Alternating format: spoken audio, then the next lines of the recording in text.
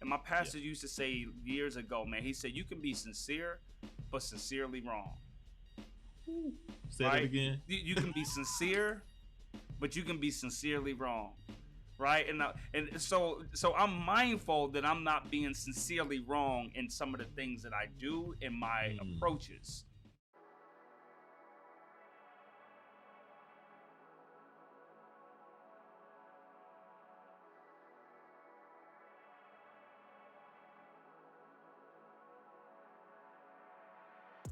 Let's go, let's go, let's go. Listen, man, it is a late night. What's up, Mr. Cole? Look Man, at what's going on, man? Did I freeze? Listen, you froze. You froze on me already, bro. You over there. Don't tell me you in Motel 6 on me. You know what I mean? You still froze. I knew you was, Bro, at this elite hotel down there in I can't DC. believe it. Listen, you straight froze. You straight Bro, froze. I'm gonna have to come back. Oh, that's what you're gonna do. You gonna leave and come on back. But listen, man, listen. This brother, man, he has been having issues with his internet for I don't know how long. But listen, we are going to do this podcast tonight. We was off last week. I was in Hawaii last week with my beautiful wife, man, of 20 years. It was absolutely amazing. And listen, we had the time of our lives, and he's back. You're a little choppy, but listen, long as you're here. I'm in here. Yes, sir. So we had the time of our lives, man. 20 years of marriage. It was absolutely beautiful. And I tell you this, man, we realize this. This is one thing I could tell you that we realize. A lot of times married people, right, they become married and they lose themselves. They wake up 20 years later and they like, yo, I don't know you. I don't know why why we are still married, or just like you just don't know how to operate. But we realize being in Hawaii with ourselves that we still was able to laugh. We was able to flirt and just to joke. And we like, yo, we can do this. Like even without kids around and friends and family, we was able to just have an amazing time, yo. So listen, man. Listen, marriage is not overrated, but I will tell you it definitely take work. I am not going to get on here and be like, oh, it's just easy. Nah. Listen, It's work. listen, listen, Work. work. Our marriage was challenged. If you think about it, it was challenged from every single angle, man. And we grew through it, right? We grew through it, and that's how we became, lifelong partners, man. To where it's sustained now because we went through a lot and we was able to overcome it, man. So yeah, man. So Cole, I'm glad you back. You in DC? Man. What's cracking? I'm back, man. I'm at the National Child Support Enforcement Association policy reform for 2022, right? And so it's been mind blowing just the opportunity that I've had to be able to sit in some of these spaces to really talk about the importance of reforming and educating the way that we provide services. Wait, let me take that back. The way that child support and other family run organizations provide services to fathers and families, but specifically around policy reform around child support. And that's where it's at, man. That's where it's at with policy and reform, man. So let's get right into it, man. It's late. People, we normally on at 8 o'clock, man, but we tapped in tonight a little bit later just because he is in DC at a conference where he had to present. But listen, you said something before we hopped on about, the child support, but you was talking about a lady was talking and she was talking about how one of her child's fathers who paid child support, he was an abuser. And you saying you never even looked at it through those lens of these fathers that we serve that can possibly be abusers.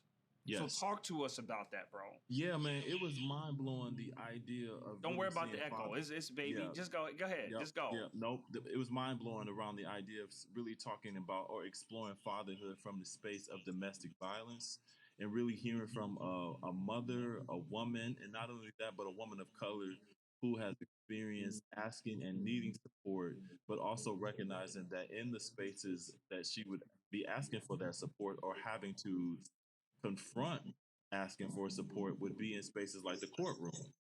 And can you imagine being in a courtroom with someone who you have identified for many years as an abuser?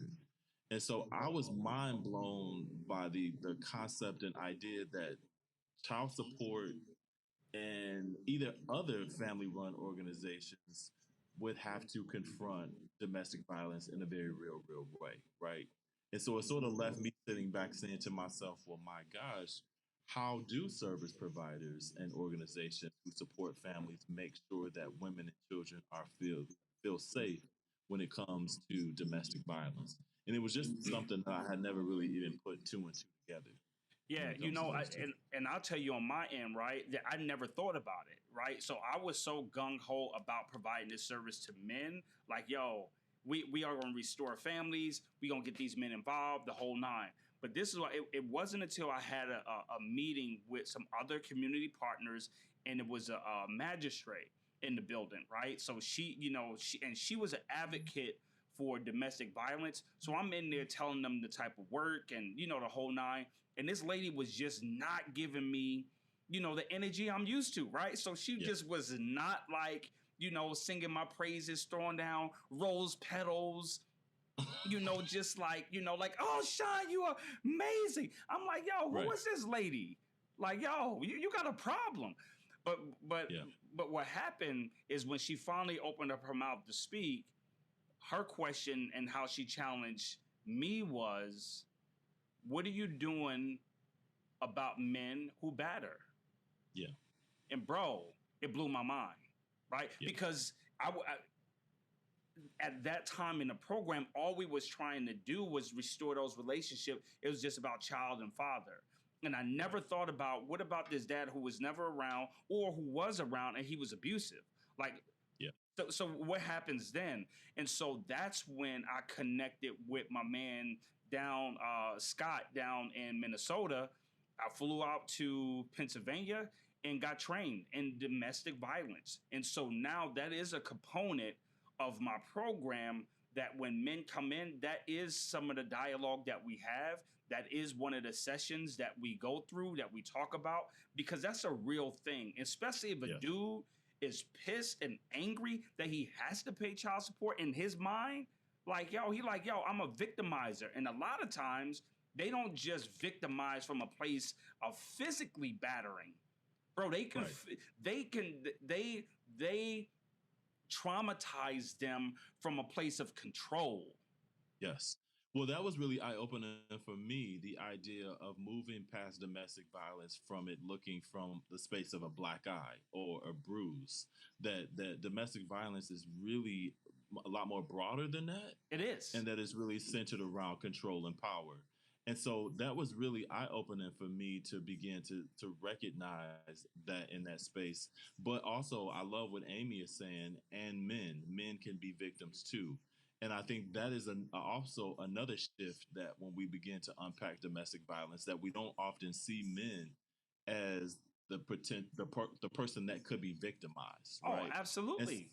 And so this helped. It just was mind blowing to me, right? Because it made me begin to think about the young dads that I work with, and really talking about what is a healthy relationship, what is an unhealthy relationship, and when does it move into a space where it could be violent, and recognizing that so many of our young fathers are experiencing some of these relationships that can teeter over into being identified as domestic violence.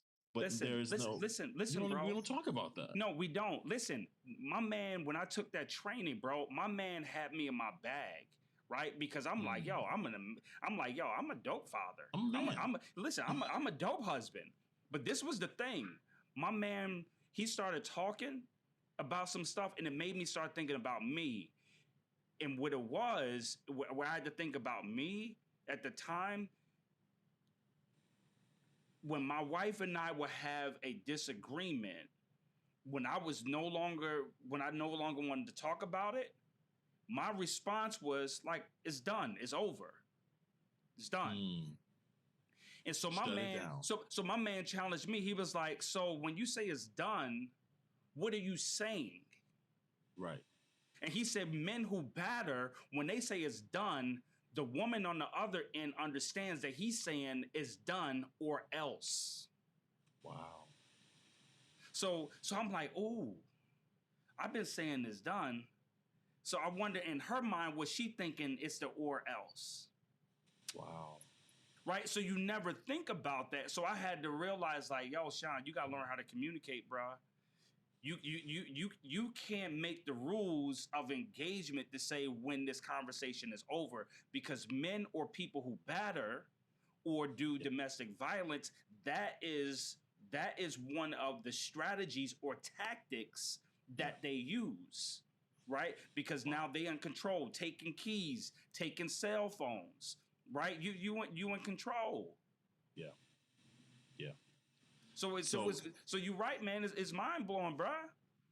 So another moment that came up where I had to, as you call it, get in my bag, right? Is that there was a conversation around things that we've experienced or learned in our childhood and how it might surface and show up and how we interact with just people in general, right? So one of the things that kind of popped up for me is my experience with my mother and my aunts and my grandmother, right? And what they taught me about how you move with women. And so I'm out lunch, Objects. yeah, out at lunch, going to lunch with our good close friend Amy. We're just walking down the street, and I'm asking myself, okay, does she not know she needs to be on the opposite side of me? She's not supposed to be on the side where the cars are coming. But I don't know how to say, hey, Amy, is it okay if I walk on the other side of you? So then we get into the restaurant. Guess where? Okay, positioning on seats. I've been taught that I'm supposed to sit in the with my Back, face first. Yeah, facing the my door. face Yeah. facing the door, so I can sort of see the landscape. But I was like, well, I haven't had this conversation with Amy. How do I negotiate this? Does she know she needs to look out for me and watch my back? And so we really started to unpack, like, where did I pick these up from? Who told me this was what I was supposed to do as a man, as a father? How do I see Amy as this person that needs to be a damsel in distress? So I need to protect her. You know what I'm saying? Like all this happening in real time. Yeah, like, yeah. Where do we get these messages from that tell us this is how we're supposed to operate? Who opens the door? I mean, all of these things that kind of shape us in terms of men and our gender and all of the stuff that comes with that. So Yeah. I came into this training expecting one thing and found myself being impacted by just some of my own natural thoughts that I have on an everyday basis. Yeah, no, that's good, man. You know, and a lot of stuff, bro, that we do or that some people do is not intentional, Yeah. right? It's not intentional, and you can be sincere. And my pastor used to say years ago, man, he said you can be sincere, but sincerely wrong. Say that Right? again. You can be sincere, but you can be sincerely wrong. Right, and so I'm mindful that I'm not being sincerely wrong in some of the things that I do in my approaches, right? Yeah. And so, you know, Amy mentioned earlier about men can be victims too. Like, I currently have someone that's in my space that is being provided services that he is a victim, right? And, you know, from his previous spouse, and still have trauma surrounding it. And the child uses language to reiterate it.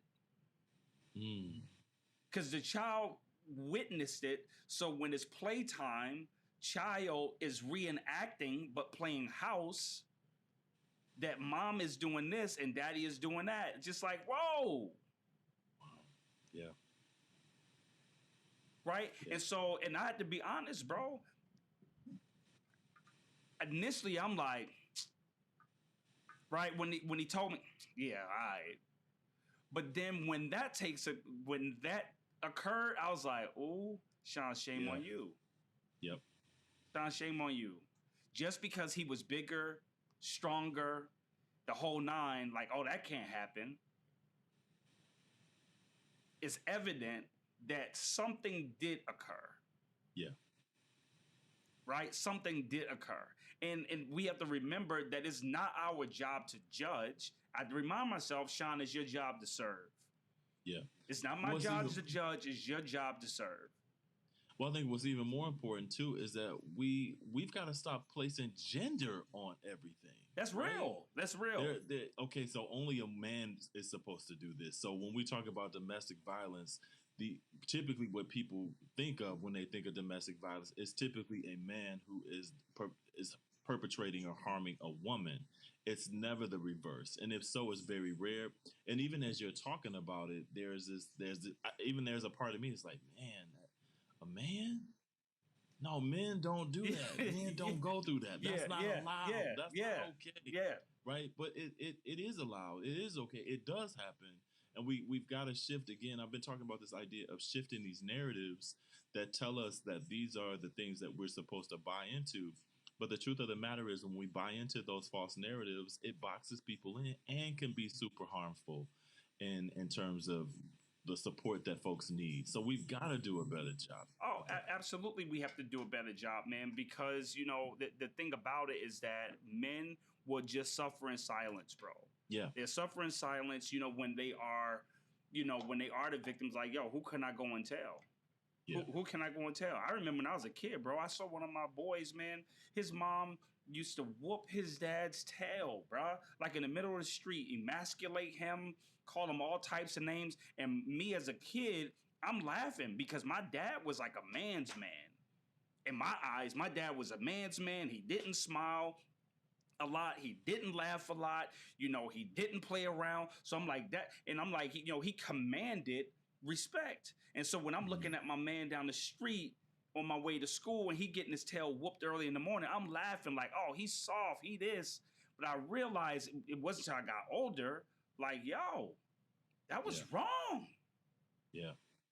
Right? It's like who came, and my thing is that my man, he was big enough and strong enough where he could have defended himself, but he like, yo, I'm not gonna do this. I'm not gonna respond to that. You know what I mean? So it's huge. This stuff goes on all the time. Missionary Quinn says, I saw this with my own eyes. I saw a wife bully and abuse her husband. Yeah. Right. But just think about it. You know what I mean? And I know she's heavily involved in church. Right. And so my thing about it, what I say to you, Missionary Quinn, do you think that in church it's safe for a man? Do you think he feel comfortable enough in church to say this is what he's dealing with? And from where I was sitting in my experience, I don't think that most men will feel comfortable saying that the wife or the woman I come to church with is abusing me. No. Not at all. But first of all, there's not a lot of safe spaces for men just to come in and say, hey, I need help. Word up. Let alone say, I'm experiencing domestic violence. Let alone even equate domestic violence to the experiences that they're enduring on a daily basis, right? Like those two words just don't connect. They don't connect. And so what I want to say, what I want to drive home the point with this is that we want to make sure that people understand that domestic violence does not only come in the shape of physical. Yes. You need to know that, right? That it comes in the form of any type of control. Control. Yeah. And it, a lot of times it's not where my man is putting his hands on this girl. I mean, I even look at, some women who uses the child we use as pawns, right? But that is control. When you are saying, I am going to dictate how this man feel and make him suffer and make him, dance, well, you have to do this, well, you have to get my hair done, or you have to get my nails done in order for you to see your child. Right? That's control, yo. That's no different than a man who's in the house with his woman. Like, yo, if you don't give me sex, you're not doing A, B, C, and D. You can't go to work or you can't go here. That's still control. Yeah. And these are the kind of conversations I think we need to have more of, right? And I don't think it's happening. And if it is happening, it's happening in silos. Absolutely. Amy says Yep. there are men in the child support world who will come forward about being more survivor, but not many. Yeah. Yep. Yep, absolutely, man. So yeah, you know what? We need to do more, have more conversations about this because it's real, bro. It's Yeah. real. Not only women should talk about this. We need to do a better job um, about talking about it. You know, like I said, I've been doing more of it in my programming, Yeah. right? Of having that conversation. So I just want to, and I'm quite sure you challenged now after being at this conference, that I Oh yeah. challenge you. I challenge Yeah. you to have that conversation with your young fathers because, you know, unfortunately, this generation today, when I look at TikTok and look at, you know, stuff on social media, bro, it's very common to see young men disrespecting young women, Yeah. right? You know, it's very common, right? And people may talk junk about, you know, music doesn't have this info. Listen, man, I used to listen to all type of rap and all that, and I still listen to certain things, but you can't tell me that music didn't used to motivate me or inspire me to act a certain way. Yeah. You know what I mean? If it was to get a whole bunch of women, or if it was to buy a whole bunch of clothes, or this, music does play a part. And if that music reinforces men to call women out their name and to use them as an object, vice versa, bro, that's who they are influenced by. That's who the young people are influenced by. They are influenced by the baby and, you know, all of these people, bro. Hands Yeah. down. Well, what also triggered for me is that I grew up. My mother was involved in, man. I mean, I've just seen her whole life involved in different variations of domestic violence. Either it was psychological, or it was sexual, or it was physical. And so, what really shaped it for me is recognizing that not only was my mother in these relationships, but I was also in those relationships with the men that she was in those relationships too. And so, domestic violence also played a huge role in how I see women, how I respond, why I might be in a room full of women and say things, or in a room full of men and say I'm a feminist. Like because of the what I saw my mother experience, and then just even recognizing for me this, which was real healing for me, is to really recognize that my mother was stronger than I thought. Yep. There's this idea that we put this label on victims, that a victim is a victim and they're weak and all of these other things. But man, my mother was strong to Yes. be able to to endure all of the things that I saw her endure and still be able to raise children like she was able to do, right? And so it was Absolutely. really healing for me, man, but also eye opening for me to recognize that I'm also a child of a mother who experienced domestic violence. And so it just kind of came full circle for me today. And I didn't sign up for that today. I was Yeah. coming in Yeah. to be a quick little presentation, Yeah. Yeah, like bro. we do. And I walked away with, oh man, this is bigger than me, and then Absolutely. this is charging me to go to those spaces with the young men I work with and say, hey, we really need to unpack this, and not just with um, opposite gender. We also need to explore same-sex relationships, and that some of Yes. the young men that our fathers Yes. I'm working with and fathers, are also in same-sex relationships. And so the idea that domestic violence isn't just between men and women, but this can happen to anybody, right? And this is the thing, bro. Like, especially in the work that we do, we have to put away some of our own biases and, Yeah. what we believe and all that. Yo, what I believe, everybody know I'm a Christian, Yeah. hands down, through and through. Yo, Jesus Christ is my Lord and Savior, and I ain't tripping. Right? It's not negotiable. Like, and I ain't Right. tripping. You know what I mean? But this is the thing, is that I understand as a servant is Yeah. that I have to beware and I have to be all things to all people, man, to move this needle. Yeah. Right? When Christ came through, bruh, yo, he was, yo, he said, be wise as a serpent and gentle as a dove for a reason. That's it. He said, wise as a serpent. That darn serpent was that he was sly, bruh. You know what I mean? So my thing is that I need to be wise. Like, what does this family, this father, this mom, this person, what do they need in order to go from here to here? Yeah. And it's my job to serve. It's my job to go into my tool belt, as my boy, Chuck Hill would say, go into my tool belt, pull out the necessary tool that this family needs and apply it, bruh. And apply it. And that's what we have to do. So I bring that up because that's something that we don't talk about is same sex, men with men and women with women. I may have my own beliefs and how I feel. It is what it is. But it still should not prevent me from providing the service that these individuals need, man. Absolutely. And I'm done. It's late. It's 10:25.